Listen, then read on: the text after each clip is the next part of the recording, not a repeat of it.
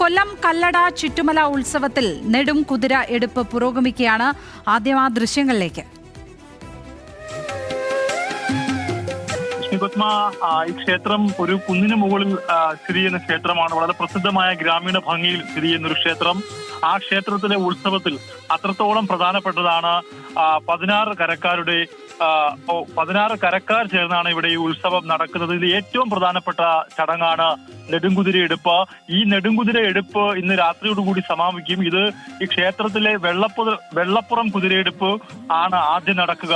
അതിനുശേഷം കെട്ടുകാളകളും വണ്ടിക്കുതിരകളും എല്ലാം ഇവിടെ അണിനിരക്കും. ഈ കെട്ടുകാഴ്ചകളെല്ലാം തന്നെ ഉത്സവത്തിന്റെ സമാപന ദിവസമായി ഇന്ന് അണിനിരക്കുന്ന കാഴ്ചയാണ് പ്രേക്ഷകർ കാണുന്നത്. അതുപോലെ പള്ളിവാതിക്കൽ വണ്ടിക്കുതിരയെ ക്ഷേത്രത്തിൽ എത്തിച്ച ദേവിയെ പ്രദക്ഷിണം വെച്ച ശേഷം 7 കരക്കാരുടെ നെടുങ്കുതിരകൾ ചുറ്റുമലയിലെ ആ പ്രസിദ്ധമായ കുന്ന്, വളരെ മനോഹരമായ പ്രകൃതി ഭംഗിയാർന്ന ആ കുന്ന് കയറി ക്ഷേത്രത്തിലെത്തി ദേവിയെ വലം വയ്ക്കുന്നതോടുകൂടി ഈ ഉത്സവത്തിന് സമാപനം കുറിക്കും.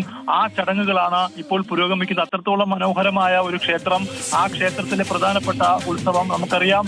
നേരത്തെ മലനടയിലെ ഉത്സവം നമ്മൾ തത്സമയം നെടുങ്കുതിര എടുപ്പൊക്കെ തന്നെ നമ്മൾ സംരക്ഷണം ചെയ്തിരുന്നു.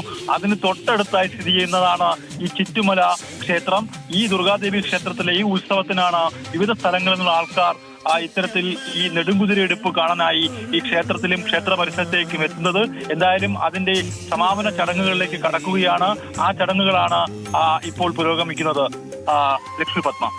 ഷമർ അബ്ദുൾ കൊല്ലത്ത് നിന്നാണ് വിവരങ്ങൾ പങ്കുവച്ചത്.